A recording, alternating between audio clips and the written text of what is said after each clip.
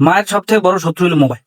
জি, মানে আপনার হাতে মোবাইল দেখছে মানে মনে হয় যেন তার শত্রুর সাথে আপনি কথা বলতে হবে, আর সে এইটাই মনে করে যে তার আপনার হাতে মোবাইল দেখছে মানে মনে হইতেছে যে আপনি আপনার মায়ের শত্রুর সাথে কথা বলতেছেন। এটা আমার না, প্রত্যেকের মায়ের এই একটাই সমস্যা, ঠিক আছে? আপনার হাতে মোবাইল দেখছেন মানে কত ধরনের কথা যে আপনার নিয়ে বলবে, ঠিক আছে?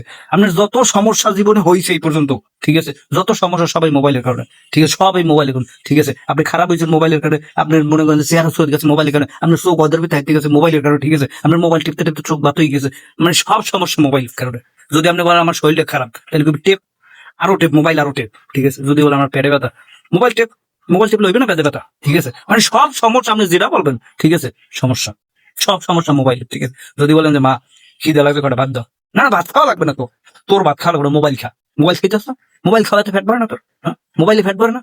মানে মনে করেন যে আপনার হাতে মোবাইল দেখছে মানে মনে হইতেছে যে তার শত্রু, ঠিক আছে? মানে মোবাইল কোনোভাবে সে দেখতে পারতেছেন। এটা আমার না, প্রত্যেকের মায়ের এই একটাই কথা, ঠিক আছে? প্রত্যেকের মায়ের একটাই কথা যে মোবাইল কোনোভাবে ব্যবহার করা যাবে না, ঠিক আছে? মোবাইল হলো আমাদের মায়েদের সবচেয়ে বড় শত্রু, ঠিক আছে? আর যদি ভাগ্যক্রমে এই মোবাইল কোনোভাবে নষ্ট হয়ে যায়, ঠিক আছে, এটা যদি আমরা আম্মা শুনতে পারে, সে যে কি খুশি হইবে, ঠিক আছে? এটা আমরা ভাষায় প্রকাশ করা যাবে না, ঠিক আছে? ঠিকই আছে, সে কবে ঠিকই আছে, ভালো হয়েছে। এখন টেপ মোবাইল, টেপ, হারাটা দিন মোবাইলটার ভিতর, ঠিক আছে? একটু রেস্ট দাও, চার্জ দিলে হেখালো বই টেপো, ঠিক আছে? মানে মোবাইলটাই সব সমস্যা, ঠিক আছে?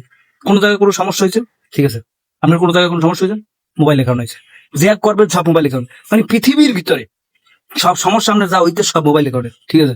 মানে মোবাইল যদি মনে করেন আপনার কাছে আছে মানে সমস্যা আছে, ঠিক আছে? মানে সে মোবাইল কোনোভাবে আমরা হাতে দেখতে চায় না। যদি মোবাইল ছাড়া দেখতে কোনো কাজ বাজ করেন, ঠিক আছে, যদি মোবাইল ছাড়া আপনি কাজ বাজ করতেছে, তখন আইয়া হয়তো আপনার জিগিবে কি মোবাইলে চার্জ নাই, এখন যে টিপতে আসে না মোবাইলে চার্জ নাই, ঠিক আছে? মানে সে এটাই বলে যে এখন মনে হয় যে মোবাইলে চার্জ নাই, জন্য কোনো কাম কাজ করতে আছে, একটা করতে আছে, ঠিক আছে?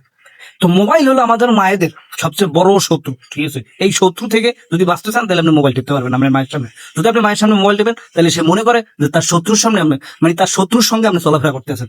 না, এটা আমার না, প্রত্যেকের মায়ের মনে করেন। অবশ্যই কমেন্টে জানাই, আমার সাথে এরকম প্রতিনিয়ত হইতেই আছে।